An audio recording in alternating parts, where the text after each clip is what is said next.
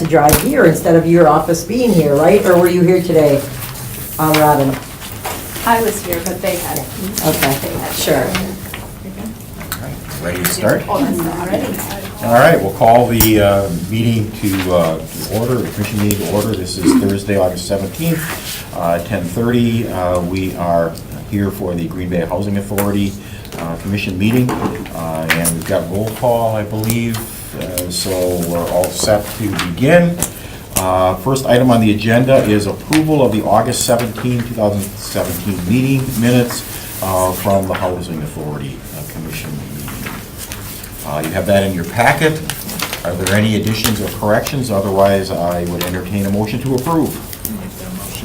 We have a motion. Is there a second?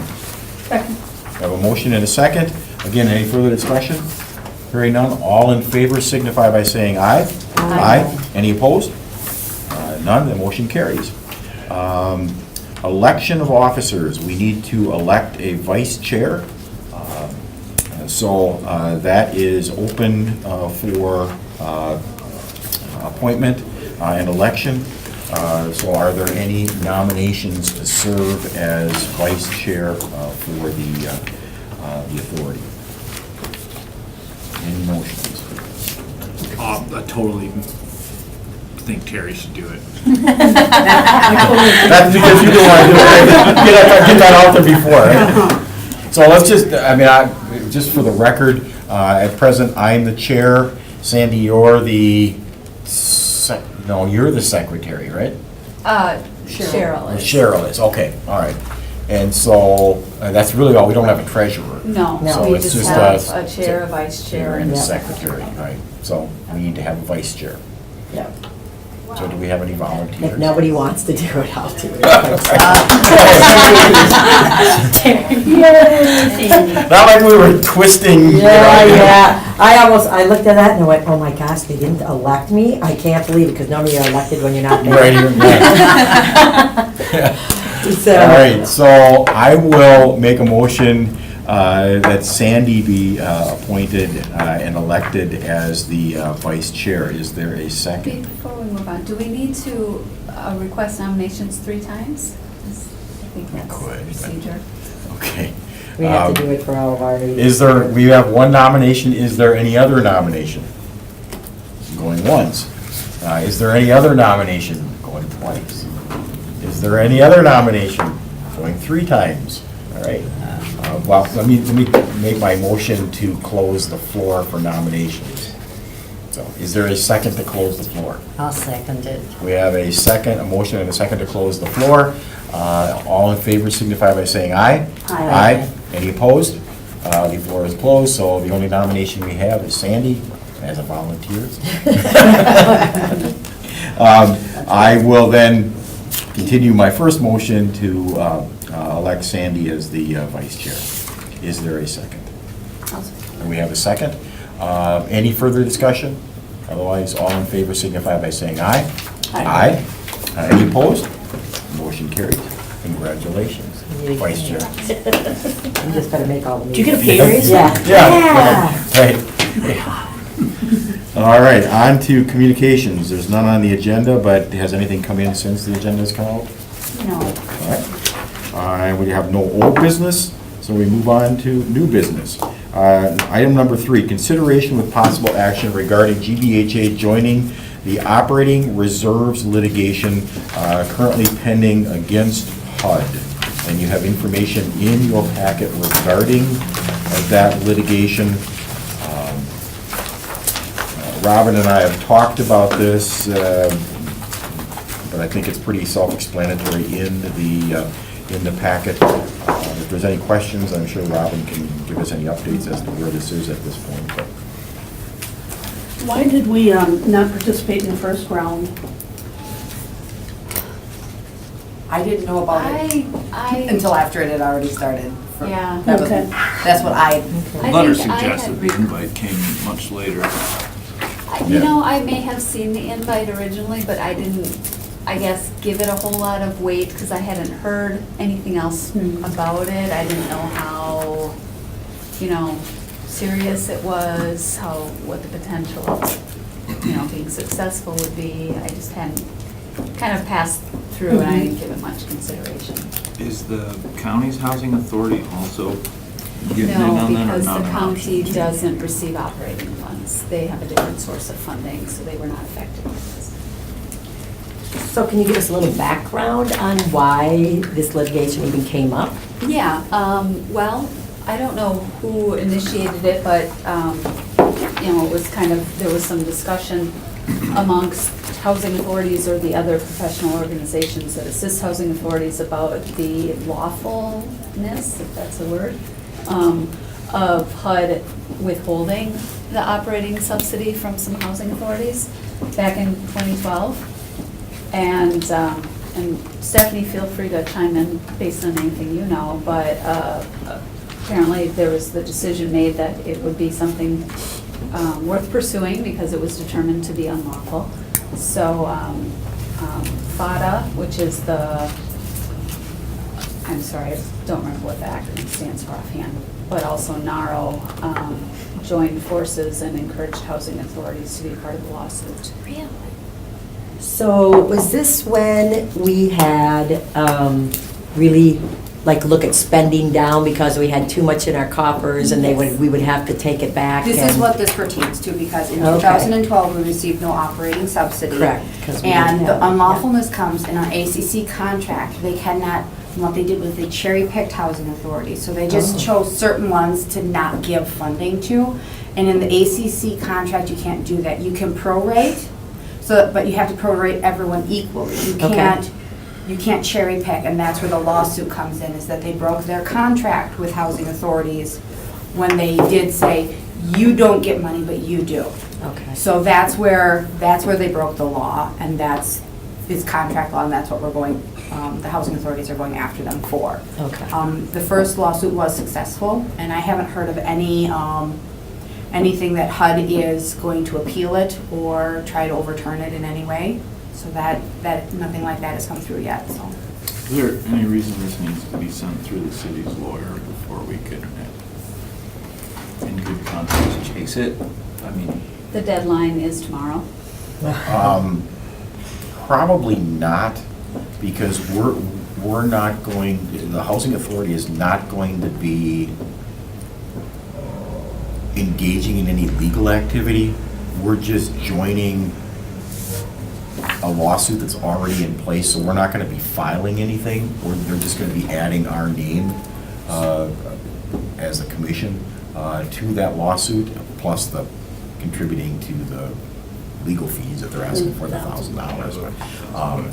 So we're not gonna be doing any legal work on this. There are already lawyers for these two associations that are handling the filing of the papers and responding and those kind of things. So it really doesn't go through the legal department, so I don't know that they would necessarily be involved in anything, so. do you see any reason why we wouldn't? Or we would be subjecting ourselves to anything beyond this? I don't think, from what I understand reading this, we're actually not going to be a full litigating partner in all of this. We're just a party to support for those organizations that are the principal plaintiffs here. So I've looked at this when Robin sent this over, and I didn't see any issue with it. So we're not exposing ourselves to anything beyond the $1,000 commitments. Which is pretty low risk, is the way it sounds. I don't see any reason not to, right? Right. So I would certainly make a motion to approve it then. All right, we have a motion, and is there a second? Well, I'll second it. So we have a motion and a second. Any further questions or discussion? Hearing none, all in favor signify by saying aye. Aye. Any opposed? Motion carries. And thanks for bringing this to the table, you guys, so. Yeah, sweet deal. If it works, And we're well, not yeah. kidding. All right, item number 4, consideration with possible action to change banking product and approval of Resolution 17-06, General Depository Agreement. That is also in your packet. Are there any questions? Kind of self-explanatory, but. So, what this is the bank, currently we use a product called Rich and Kang, which takes our money and sends it out to other banks, and then they, FDIC, insure it, federally insure it. That has actually come a little bit under scrutiny with HUD.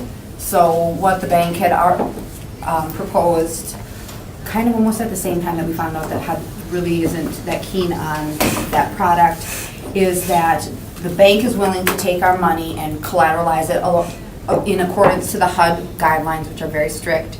And they're going to pool our collateral, not our money, but our collateral with Brown County Housing Authority. So both housing authorities will have pooled collateral, which will be in excess of 110% of what our cash need is. So we'll have more collateral than we need for these two. And instead of getting 0.3% interest, we'll get 0.6% interest on that, because the bank also doesn't have to pay the additional fees that they have to with the other product, which is one of the reasons why we're discontinuing it. Okay. And HUD's concern was that we should have depository agreements with every single bank that holds our money. So, and since those change regularly depending on how much money we have, that would kind of be a pain. So this, I think, is a better option. And the rate is higher, but, Yep, it almost doubles our rate. wow. Okay. Then I think it's a 0.3, win-win. 0.3 to 0.6. But still, it's a rate. That's right. Yeah. That's right. Anything is better than nothing. That's right. Robin, do you have the original resolution in there? I suppose I need to sign that? I have that. You have it, Stephanie. Oh, All right, very good. All right, is there a motion to approve? Motion to approve. Okay, we have a motion, is there a second? I'll second. We have a motion and a second to approve the resolution, this general depository agreement resolution. Any further discussion? Otherwise, all in favor signify by saying aye. Aye. Any opposed? Motion carries. Thank you very much. Moving on to item number 5.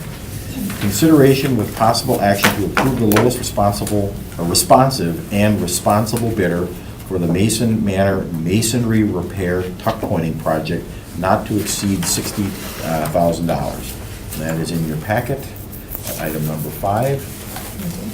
Is there any questions? What is tuck pointing? Fixing the mortar joints between bricks. It's a brick Can building. can we see the bid? They haven't come in yet. They As haven't come explained in. on the cover sheet, we're bringing this to you, requesting if you would be willing to approve whoever the lowest responsive and responsible bidder would be, because those bids don't come in until October 4th. Oh, If my you're next not, meeting. if you're not comfortable with that, then the option would be to have a special meeting on the 5th. Special meeting, really? Because you're looking to award, turn it over that quickly? You're trying to get this work done this year, or what? Yes, if possible. Now,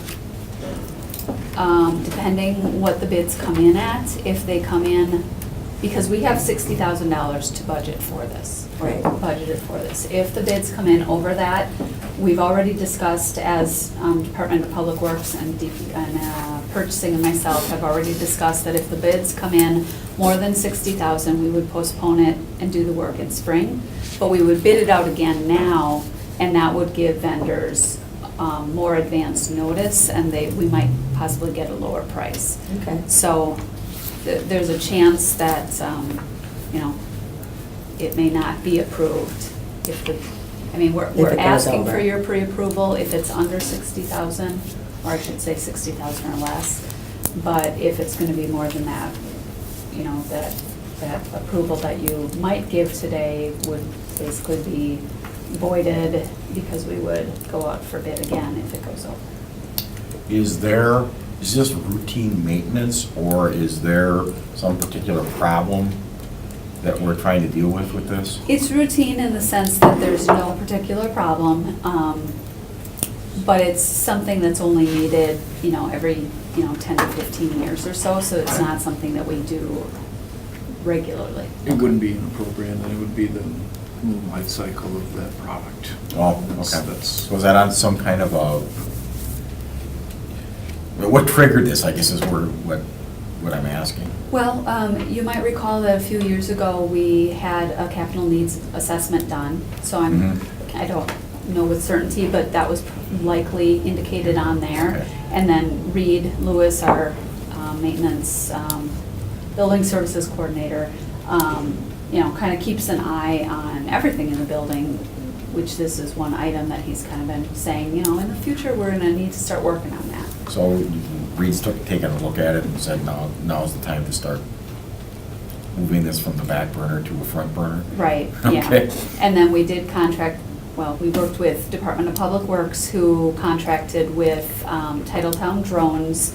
You might recall from previous discussion, we had the drones come out and take video and pictures of the brick, so that confirmed the need for it as well as the specific locations. Did Works facilitate the open bidding, or is it invite only? Through an agreement with Public Works and purchasing, it was actually done through purchasing. So the engineer from Department of Public Works, you know, put together the scope and everything, but then through an agreement between those two departments, purchasing actually did the bidding. And it's not an issue if it comes over 60,000 and we end up waiting till next spring? I mean, it's not like we're gonna have some The really. building isn't gonna fall down tomorrow. Correct. We don't- Well, no, but we're not gonna have some leaks or, no. No, it's Okay. not. It's just it's not normal urgent. maintenance for wear and tear, okay. All right. And then once the bids are approved, what's the time frame for getting the work done that's projected? We indicated sometime in November, I don't remember beginning or middle or end, but, Okay. so it's a relatively short That's timeline cold for. outside. If purchasing solicitor doesn't have to go to council for approval on that kind No, of spending? it goes to this committee for, Because we're separate. Because we're separate. Yeah. I'm not entirely crazy about the idea of saying that we head towards a contract before we see any numbers. And I realize that the secondary meeting is kind of problematic for everybody, but that feels peculiar for something that's so difficult to bid anyway, if that makes any sense. And I've spent a fair amount of time in the bid environment, and I don't know if I'd be overly thrilled to see something approved before it's not even evaluated, just from a responsibility And I'm fine standpoint. with that. Well, I think it's scheduled capital improvements is that correct with this? Like, It's our what's CFP, being our true? capital fund. Yeah. Yeah. yeah, and we. So it's not pressing and, well, what do you want to happen? Well, before I answer that question, I was just gonna add, this is something that you approved when we brought the CFP, you know, budget forward. Right. I think it's a great As idea. far Your as building needs specific. tuck painting, it needs tuck pointing. I'm just not entirely comfortable okaying a contract amount before we see the conditions of the Right. environment. Yeah, it's a great idea and it needs to be done, but we still have to keep an eye on it. And that seems pretty reasonable. I'm fine with To that. answer your question, Terry, I mean, it really doesn't matter if this committee is not comfortable giving the final approval. It's not going to be a detriment to anything. It would just be that we would likely need to have another meeting unless the bids come in too high that we don't want to accept any of those bids. Okay. So, With that, do you want to see the specs or whatever they were looking for? I mean, because a lot of times, you know, and you know this more than I do, but you see the bids and you don't really know. You don't really what they understand bid on. it at all, yeah. Yeah. No, I mean, I assume John or Steve put this together through purchasing, and I would assume that it would be a full contract value for the work or some amount of contingency thereafter. I'm not suspicious of their design principles. No, I'm just, but I'm just looking at, so they went out for bid, what actually went out that the contractors are bidding on? Okay. Yeah, no, that's not a terrible idea. Yeah, we could get together the afternoon of the 4 or the day of the 5 if that's easier for everybody. But having that to reference. Yeah. Maybe if you could just, you know, whatever went out, went out for bid, if you just email that to us, and then we can meet again on Thursday. whatever date works out for everybody. So I'm gonna put that in form of a motion. Yeah, I'd motion to have a secondary meeting after bids return to approve the contract value. Is there a second? I'll second. We have a motion and a second. Any further discussion or questions? I see a scenario where we get one bid and then something goes terribly wrong during construction, and then they say, why on earth was this contract for one bid approved in the first place, and where was the, you know, I just don't want to expose us to not doing our diligence on the dollar amount. No problem. That is fine. All right, so I have a motion and a second. No further discussion. All in favor signify by saying aye. Aye. Aye. Any opposed? Motion carries. All right. And moving on to item number 6, consideration with possible action to approve the GBHA to apply for HUD's Resident Opportunity and Self-Sufficiency (ROS) Service Coordinator Grant. It's a mouthful. Yes. All right, so that is in your packet as well. Are there any questions? Or Robin, you want to just kind of fill us in a little bit as well? Yeah, basically, a few weeks ago, HUD submitted the opportunity for housing authorities as well as other nonprofits and other related entities to be able to apply for this grant. The deadline is October 23rd, I believe. So I'm in the process of pulling all the information together. And I thought it would be prudent to bring it forward to this committee to get your formal approval to apply for it. Basically, this position would be somebody who would work more with the residents, more so than what our current staff has time and ability to do, to kind of address their individual needs, to help them to be able to age in place, and that would apply mostly to our elderly and disabled residents. And then for our non-elderly, non-disabled residents, to help them set goals to be able to increase their economic self-sufficiency.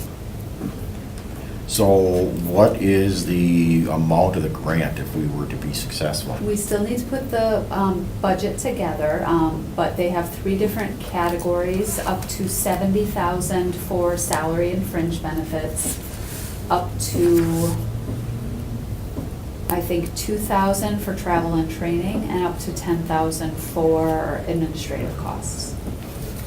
So we obviously need to put a budget together based on what, local reasonable costs for those items would be. And by the way, we have the ability to either hire that person ourselves or contract out. So we've been discussing with staff, and actually just yesterday I met with Lutheran Social Services, who regularly, staffs those positions and works with housing facilities to have them work in those facilities, and they seem to be a great fit. I've already talked to purchasing, and they've agreed that because this is grant money, that we don't need to bid that out. We can just select a company such as LSS to do that. And that is the route that we would like to go, would be to contract it out rather than to employ this person directly. So that, is this an annual grant, or is That's it? what I was gonna ask. How many? 3 years. 3 years, 3 okay. years. So then our contract would coordinate with that grant period. And then is there an expectation for us to pick it up after that? Or try to find, like, does the grant money lessen each year with more match money coming in to try to see if we can be self-sustaining for this position, or? Okay, the grant does not require that we become Okay. self-sustaining. The amount that HUD has to give out to entities for this, of course, varies each year depending on how much Congress allocates for it. I think it was a little bit more this year than it was last year. The grant showed like the past 5 years, and it kind of fluctuated from year to year how much total that HUD had to give out. Their system is they fund resident coordination, I forgot the actual name of it, but like resident groups who want to apply for this that are incorporated as a nonprofit. We don't have that, so that wouldn't be an option for us, but that's their highest tier. Then the next tier is refunding housing authorities or other entities who have already received this, so this will be renewal funding. And then the third Okay, so tier there's a chance. would be for new applicants. So yes, it's a lower chance, but they have also designated a dollar amount that they will put towards the resident associations, the new applicants, and the Renewal. renewals. So they will be funding some new applicants. And we could, if we got this, be a renewal. After, yes, if we Okay. get it this year and then 3 years from now, we apply for it again, we would be a renewal. So we have a little bit better chance of getting the funding after we already established it. With, if we get the grant, you mentioned there's like $10,000 for administrative purposes. If we were to contract out, does that 10,000 stay with us for your staff's administrative Mhm. expenses related to this? Or do we pay that to the The city. contracted services for Oh. them to use that money for their administrative services? Probably some of each. 'Cause Okay, there that's would- what that's what I There would wanted be to make some sure that. internal administration of that, but LSS explained that they would put a budget together based on the salary and fringe that they would pay that person, as well as their Okay, I overhead to was- administer it. All right. So. So it would be all a part of their contract, our contract agreement with them. Right. So, okay. Anytime we can assist our residents and consumers, especially those that are aging and those with disabilities, I think it's a perfect match. So if it's something we can go for, I think that's great. So is that a motion to? Now, approve? I'll make a motion. Can I just say, I just have a couple, because I read up on it, and it does sound amazing. When you said this will take the brunt off of the staff, how exactly? Well, right now, staff spends a lot of time, working with residents who may have issues, I don't know, can you give some example?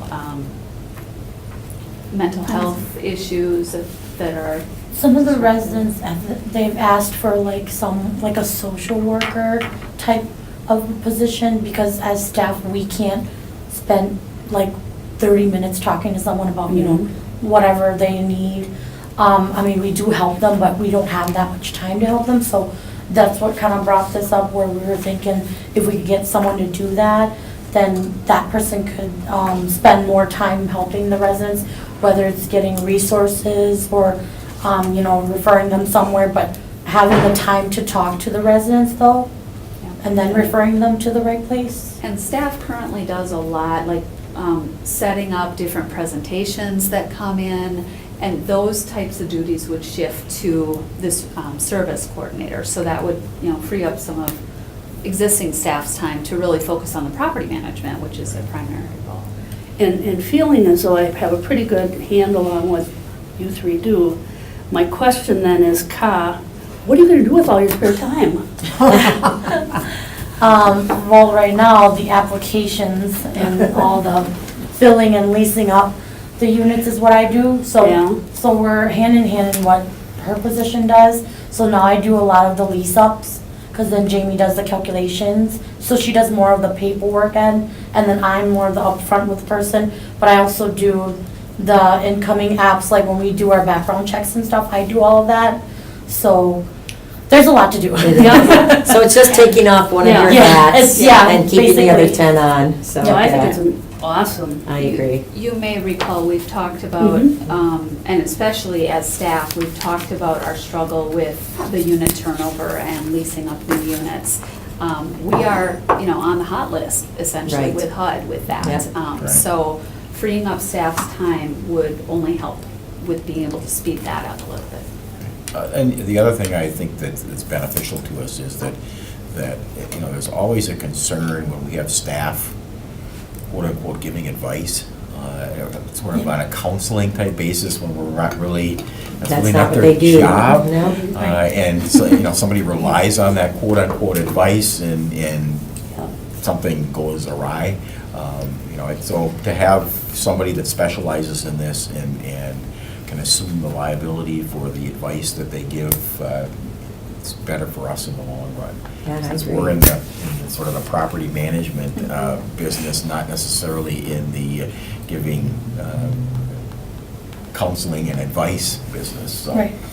And I think the housing authority as a whole, because you guys used to work through the Section 8 program, the self-sufficiency program, right? What do you mean by work through it? I mean, you worked with it. Right. So, and you, I mean, I've gone to a couple of your dinners and things like that. They were wonderful. I mean, people really that were involved in that, I thought were very well trained and advised and recommended. And I just felt it's, you know, anytime you can assist in this type of a situation, I think it's good. So I would make a motion to continue that motion to have. Application. Have the applications submitted, yes. Right. Is there a second? I'll second. We have a motion and a second. Any further discussion or questions? Hearing none, all in favor signify by saying aye. Aye. Any opposed? Motion carries. Moving on to financials. Number 7, consideration with possible action on acceptance of GBHA bills that are in your packet. Any questions? Any comments? Something we should look at, Steph, particularly? If you've noticed the little boxes, those are security deposits that we're giving back, so that's a good thing. It means that people are cleaning and getting stuff out of their units so that we can actually refund money back to them. Say that again? Where you see like little boxes, that's redacting a name. So that means that we have people that are actually moving, that moved Gotcha. out and Okay. have taken all their stuff with them, cleaned the Sure. unit, so very positive. Wow. So it's, the only drawback to that is that we have people moving out. Yeah, I know. That's unfortunate. So other than that, there really, it's, the Titletown Jones bill is on the last page, which is page 10. That's something that was brought up with the tuck pointing, so that's the only kind of strange thing that we've had. Otherwise, everything else is our normal. Like robots with video cameras going up and down the face of your building. It's strange, I know. Strange thing. Right on. My son would have been so Oh, excited to fun. see that, by the way. That was very fun. That was something different. Under Lizer Lawn Care, who's our snow removal? Do we do that, or does Lizer do that also? Lizer will do it for our scattered sites, if we have vacant units or tenants that decide not to take care of themselves. So we don't get fined by the city, we will have Lizer do it and then we will bill back. Same with lawn That's what I was care, wondering. we bill Okay. back residents. Okay. Otherwise, any vacant Oh. properties, that's just our cost. And what do you mean you bill back? Well, we take the charge that as approved by you, the city would have feed us, which is, Right. the minimum fee is $110, and that's what we bill to the tenant for not taking care of something that is a lease requirement. Okay, gotcha. All right. And so you bill that, you bring that back? Yeah. Okay. And then our maintenance department takes care of the snow removal at Mason Manor. That's what I was wondering, because I thought we had had that last year, the year before we started. Or have we always done that? No, we've been doing that. Okay. Yeah. Because we have a little garage with all the equipment in, that's, okay. Right. All right. I will, if there's any further questions, I'll make a motion to approve. Is there a second? I'll second. We have a motion and a second. Any questions? Otherwise, all in favor signify by saying aye. Aye. Any opposed? Motion carries. Thank you very much. Item number 8, consideration with possible action on acceptance of GBHA financial report, along with a detailed, stress the word detailed, explanation of how to read the financial report. Wow, somebody was gonna give us a nickel tour of these things, that's Yes. handy. And you don't know how happy this makes me. I can talk for hours on the budget, so You got 5 minutes. we're gonna have so much fun. Okay. Clock so started. If you look at 8A, that is a summary of the back documentation. Everything that follows after this is all the detail. So this is the summary page. COCC stands for the Central Office Cost Center, which the Central Office Cost Center is administration of the overall program, administration of GBHA, which would be Robin and myself. We sit up above the AMPs, which are scattered sites in Mason Manor. And then that's where you get the next ones, which are scattered sites, Mason Manor. Revenue bonds those are funds that are non-restricted. So they are unrestricted funds that we have when we let an entity that meets the requirement of this authority, and they use our name to get bonding. they will pay us a fee. Generally, it's 10% of the asking price for the life of the bond. So we get, we had, some of them were $8,000, $10,000 that we've received annually for them using our name and our rating to get bonding. And bonding for us, bonding from a municipal entity is 20 years, bonding from our authority can be 30 years. So that's where we are a favorable entity to be used. Can you give an example? The Sisters of St. Francis used us. They did pay us off early, but I think that even with that, that was a wonderful project that had been done with them. I believe they completely redid their No, they built a contract. new one. Or they built a new one, okay. And all the student housing at UWGB was Oh, it also bonded was, through really? Brown County and or Green Bay. Okay, So that's some of those projects. So that's what revenue bonds is. okay. Okay. And then if you look on the bottom, it'll say 6/30/2016 audited FOB. That's our financial assessment with the HUD system. And that is just, as of that date, this is the amount of excess funds that they say that our AMPs, which are Mason Manor and Scattered Sites, whenever you say MM and SS, that's what we refer to. So that's the excess funding that that report said as of that date. And it's an annual report. Our income or loss, anything in a negative is a loss, so our expenses were greater than our revenues. So we have in Scattered Sites, we have a loss right now of $26,000. Committed funds, our committed funds, we have $150,000. The elevators at Mason Manor are old, and they need to be redone at some point. So we're starting Right. to save money for that project. So we're committing funds through this authority to have that available when the time comes. Okay. So, and then remaining projects are, at one time it was the office conversion. We had excess funds that we had committed towards extra projects to spend down our reserves. Scattered Sites still has about $69,000 worth of remaining projects. Some of those we might not do, but we do leave them, I leave them out there until we decide that we truly are just not going to do them. So I just leave them there on the off chance that staff finds, that boatload of time that Terry was talking about to get extra things done. So committed funds and remaining projects, we have that money. Mhm. It's just committed for something else, so Yep. we can't use it for anything. Well, and just so- the committed funds, the remaining projects at any time can be, we're not gonna, I think there were decommitted that we're gonna be putting all the Scattered Sites. That still sits out there, but from my understanding, that's something that probably is not gonna happen because there's been some controversy on if that's a good thing or a bad thing or the cost. And we already have enough other things going on that I don't really think that's. But this that is has time. costs of remaining projects. Mhm. Okay, all right. So that brings you to your subtotal. And then we have any transfers, which we haven't done any transfers. Our projected reserves then, and then HUD allows a 6-month expenses to be our reserve, so that's the excess. So we have extra in Mason Manor and Scattered Sites right now. But I don't know with the litigation how true that's gonna be. Because technically, they can't just come in and say, oh, you don't get funding. So I don't know what's gonna happen with that. I'm just gonna leave it as is, because that was always the rule of thumb, so we'll leave it. All right, So when it says excess and shortfall, and you have the parentheses around there, that's good. We have more money than technically we should from HUD. okay, I always thought that was a negative.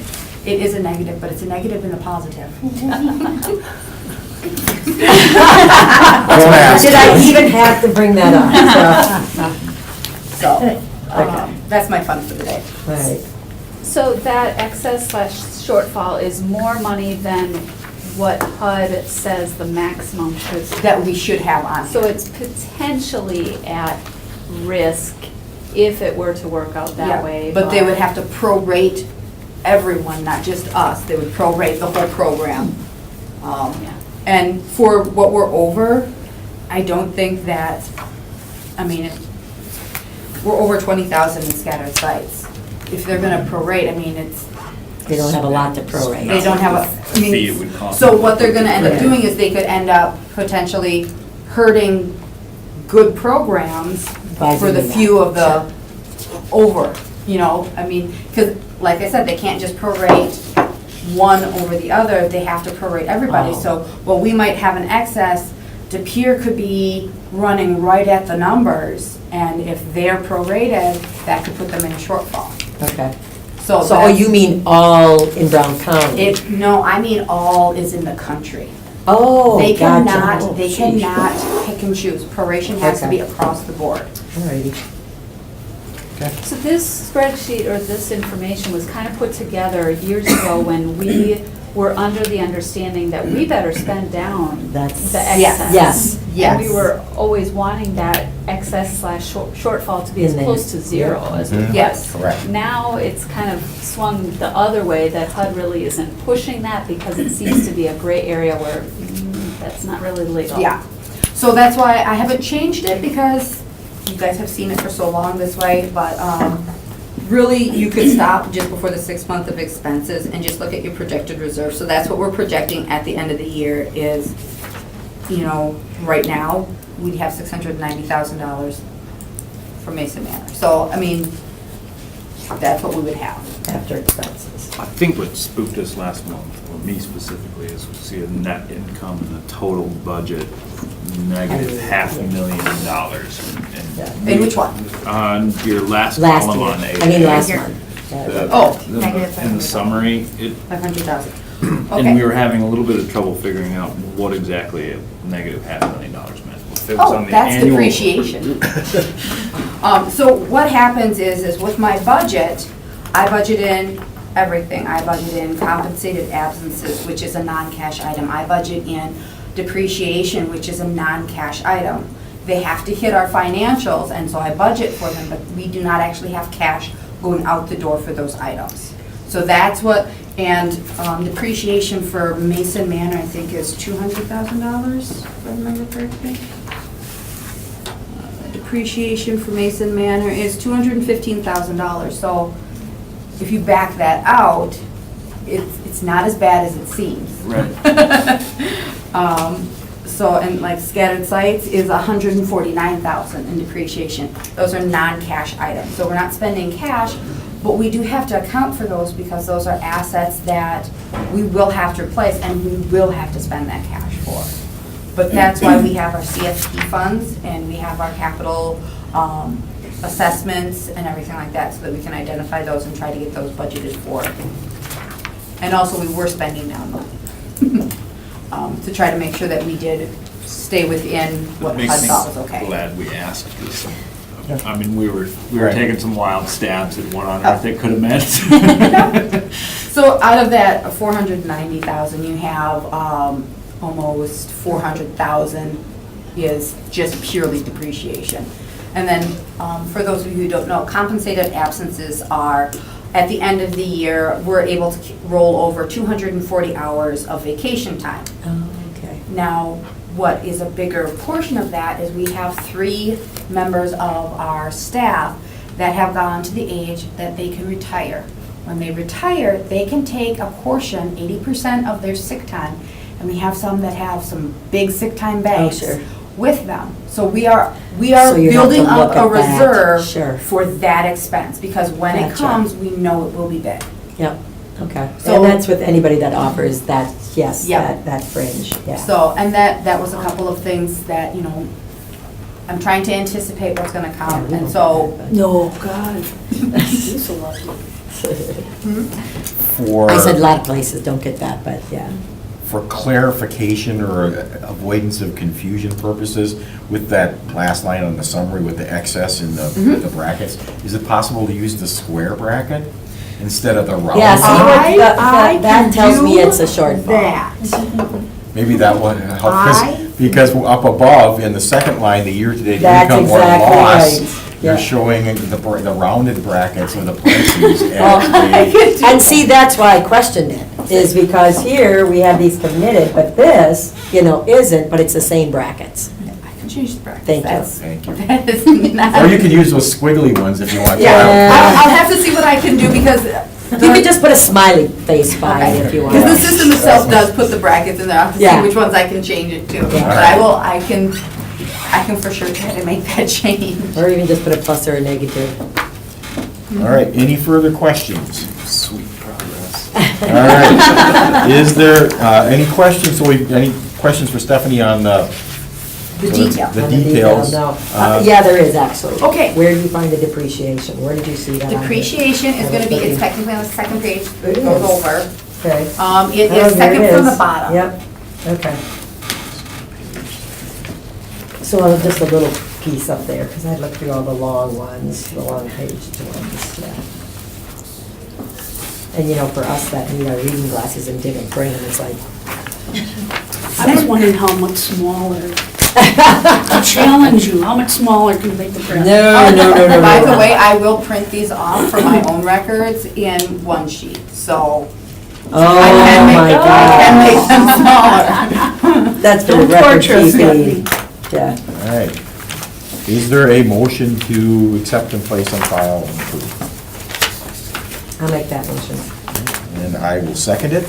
Any further questions or discussion? Otherwise, all in favor signify by saying aye. Aye. Any opposed?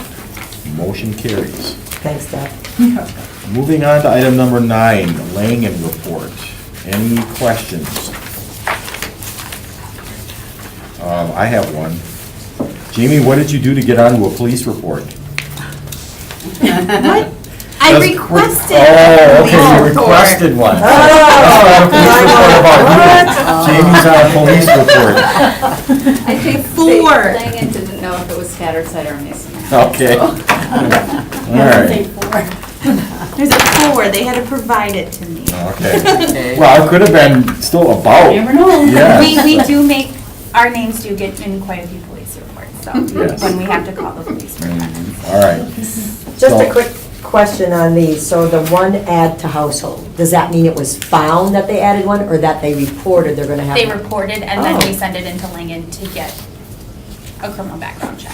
Oh, good, okay. And then, is it just me, or am I seeing less fraud investigations this past, like, year or so? Actually, in the last month, there's probably been an increase, so I don't know if, Oh, so this month? if So it. this is August? Yeah, this is for month end of August, so in September, I believe we did send 2 or 3 over. You did, okay. It just seems that they've been less. so- Usually lately, there's been like 1 in the last few months, if I do recall Right. correctly, but this past month, we did have to send a Okay, few all over. right. I was just kind of hoping that maybe we were seeing decline in that. And again, just for reference, when we're talking about fraud, what are we talking about? Unreported household members mostly. Okay. Same thing with criminal activity, or, because I know on the BCH side, when I do those, you know, there's unreported household members, unreported income. Yep. And I would criminal think those would be the activity. two. So is that the same criteria that we're looking at here for fraud? We don't necessarily send Langen for unreported income because I can. Right. But for when I start a fraud investigation, it is for unreported household members. Okay. Yep. But the one, like, for example, you requested a police report, that would That- suggest to me that there was probably some Yes. criminal activity. Correct. Correct, That and that's would- when we wanted to get an Right. idea of what was going on. Do you classify criminal activity as fraud? That's what I was, that's what I was Where- gonna I ask. think- No, Square. what it means is when they sign up, and again, I'm more familiar with BCHA, Yeah. so Stephanie, you can correct me if I'm wrong here, but when they sign up for the policies, they have to agree not to engage in criminal activity, so if. And they're the- being fraudulent on the policy. Well, it's actually, yeah, it's, HUD has a very broad definition of fraud. Fraud is receiving anything that is not due you. So you couldn't be more broad. So if you, it's really sort of a violation of the contract. So you violate the contract, and what the contract then says is, so if we find out today that somebody committed a criminal act in January, then, and under the HUD rules now, it's, You if you're can't have that, convicted yeah. of that criminal activity, you'd have to go back and repay the first of the whatever- month after the whatever conviction benefits date. you got from January. So that's where the fraud comes in, is that it's really. It's a fraud of the policy. Right, you've Okay. broken the contract, that you've received money that, or benefits that you shouldn't have received. It's a and- terribly filthy word to. Yes. It is, that's why I was With too wondering, many- when you look at the criminal, that, I didn't think that was under there. I thought it was unreported household income, that was it. Okay.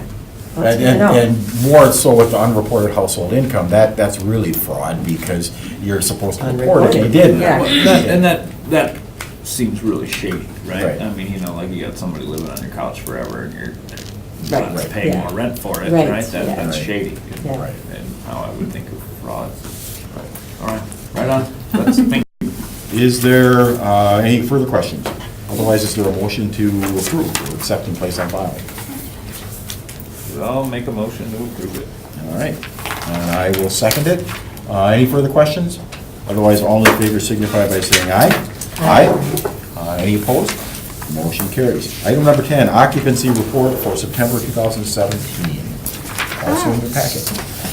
It is in your packet. So the biggest change from last month to this month's occupancy report is, last month I did explain to you that we were in the process of purging our waiting list.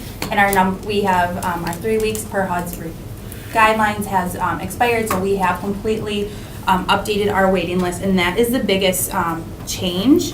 So just to give you somewhat of an idea, last month we had 158 people on our Mason Manor waiting list.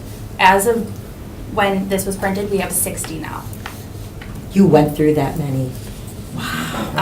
Scattered sites for our 2-bedroom, we had 211. We now have 49. 3-bedroom scattered sites, it was 149. It now is 32. And 4-bedroom, 69. And it was 69. Now it's 11. So now we have a much more active waiting list. Good. A manageable waiting list that we are pulling some non-Brown counties off of our 3-bedroom waiting list, so those are a little more difficult to verify, especially landlord reference checks. But it is a much more manageable waiting list and applications that we are able to work with, so. How did you go about, what was the process that you used to purge? So I what was we- just gonna ask, So what we yeah. had to do is we had to send a letter to every single applicant that was on our waiting list. And it just was, we're in the process of purging our waiting list. Do you wish to continue to be on our waiting list, yes or no? And they had to return that by 3 weeks. If they did not send that back, then they were automatically removed. If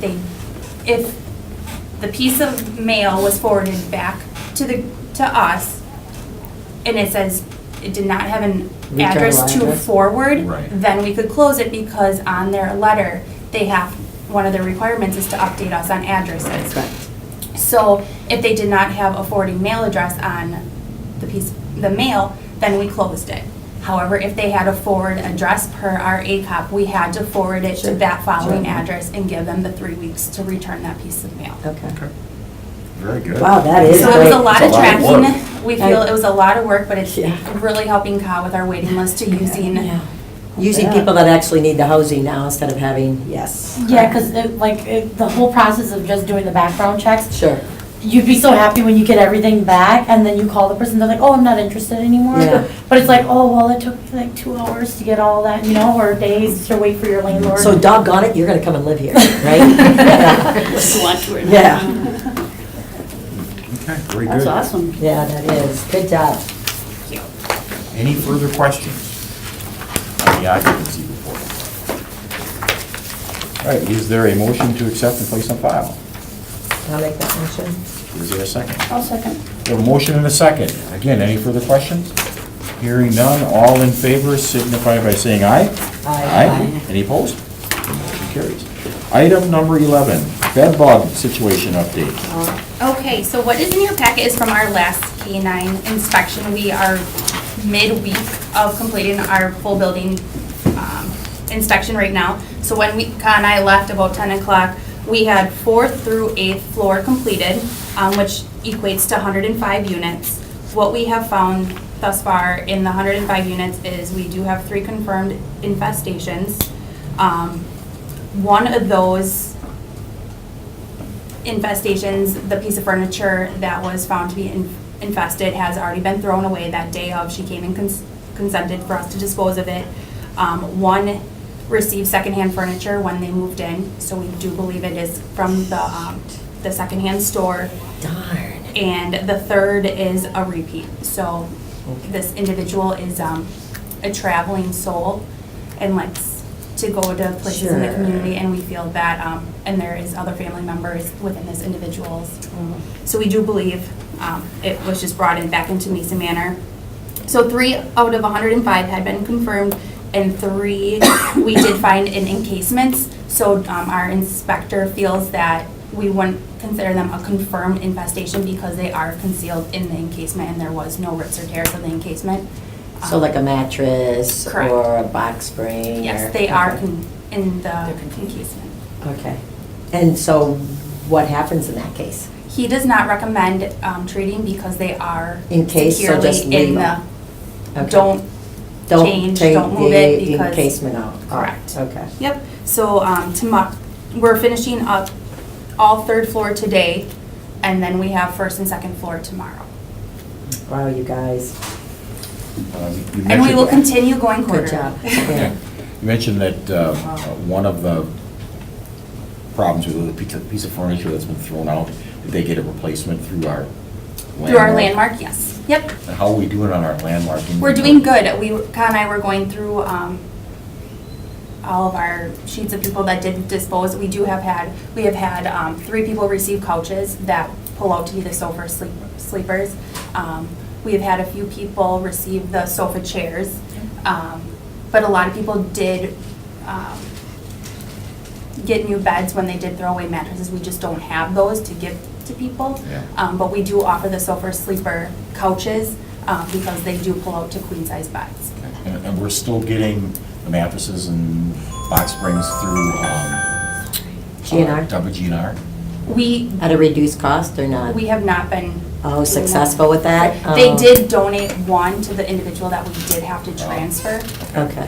But that is something we're gonna resurrect. I've already sent an email to staff asking Okay. for some Okay, information yeah. so we can continue. Because he go was down that very path. committed to Helping out. let me know the number of mattresses you need. I mean, so he will. That's fantastic, yeah. Yeah, and I don't know if you know the situation with the Landmark that we're talking about, but the Landmark Resort up in Door County, they redid all their interiors and they gave us all our. All the furniture. All the furniture or? Yeah, we have 2 full storage units of donated furniture. Awesome. Awesome. That's fantastic.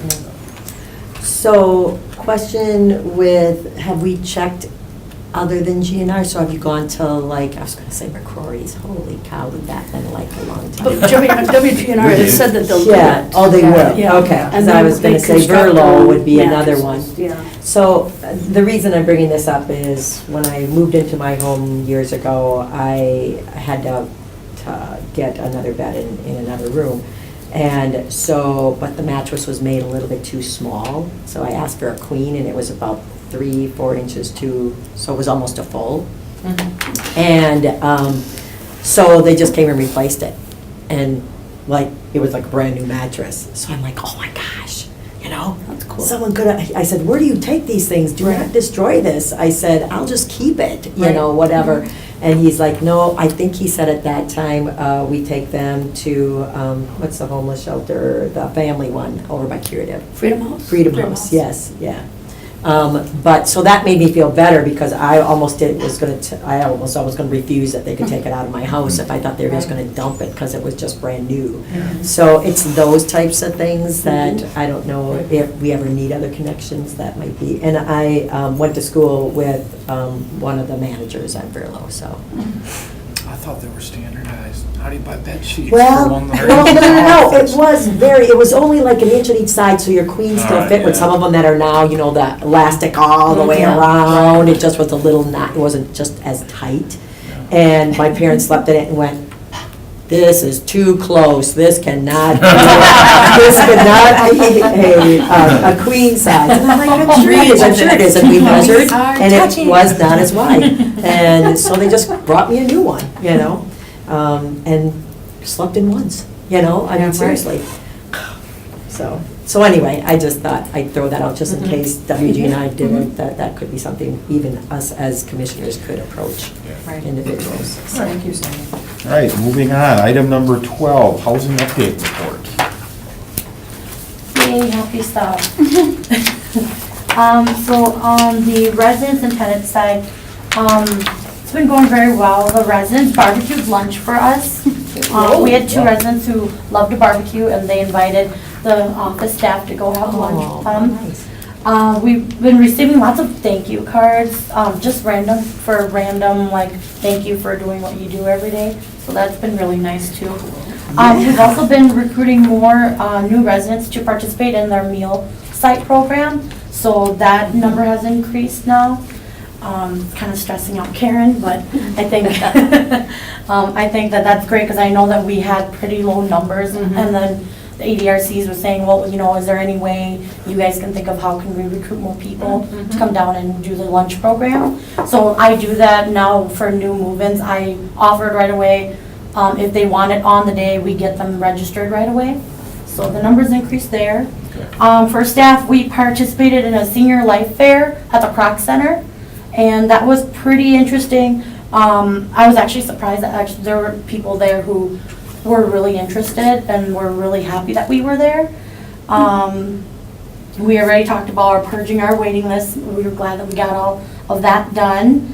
And then I was complimented by another apartment complex at the senior fair because they were asking about our bed bug issue, and they actually asked for our bed bug resources information because they need it. So I won't name which place it is. Yeah, well, not mine, I'll tell you that. All right, very good. Anything further? Otherwise, we are ripe for adjournment. I'll make that motion. We have a motion to adjourn. Is there a second? Second it. We have a motion and a second. Thank you. All in favor signify by saying aye. Aye. Any opposed? Motion carries. Thank you all very much. Good job, you guys, very good job. Yeah, good stuff. Yes, very good job. Did you want a blank one to fill out?